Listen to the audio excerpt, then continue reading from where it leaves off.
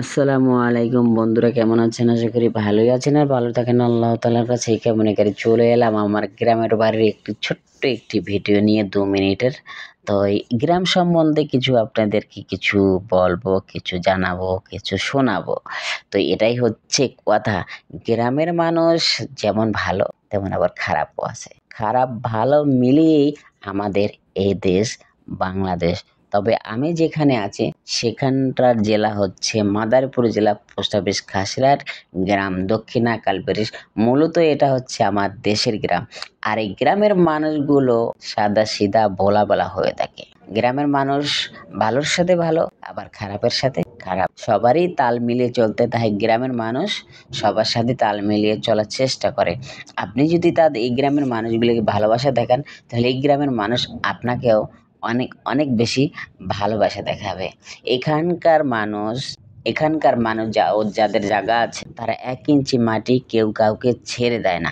এই 1 ইঞ্চি মাটির জন্য একে অপরের সাথে মারামারি এবং কি কাটাকাটিও করে। শুধু 1 ইঞ্চি মাটি তার দলিলে যেরকম লেখা আছে এরকমই, কিন্তু কেউ কার ভাগ ছেড়ে দেয় না। এটাই হচ্ছে বাস্তবতা ভাই। তো গ্রামের মানুষ, মাটির মানুষ, তারা কৃষিকাজ করে খায়। তবে এই দেশে সবচাইতে শীতের দিনে ভাল লাগে, আর বর্ষা দিনে এলে তো প্যাক কাদায় ভরে যায়। এখানে খুবই বেহাল অবস্থা। তবে গ্রাম অঞ্চল বৃষ্টি হলেও ভালো লাগে, আবার শীত হলেও ভালো লাগে। তবে শীতে একটু বেশি ভালো লাগে, কেননা এই দেশে শীতকালে রস পাওয়া যায়, বিভিন্ন ধরনের ফল ফলাদি আসে। তো সব মিলিয়ে মোটামুটি ভালো। আর বর্ষার দিনে তো কাম, কাঁঠাল, লিচু মিচু এগুলো সব কিছুই আসে। তাই গ্রামের মানুষ সাধারণত এই দেশে ভ্যান চালায়, অটো চালিত ভ্যান, আবার কিছু নছিমন গাড়িও আছে, এগুলোর বউ গাড়ি বলে। তো সব মিলিয়ে গ্রামের মানুষ অনেক উন্নত হয়েছে। তো আমার কাছে গ্রাম ভালো লাগে। আপনাদের কাছে কিরকম লাগে অবশ্যই কমেন্টে জানিয়ে যাবেন।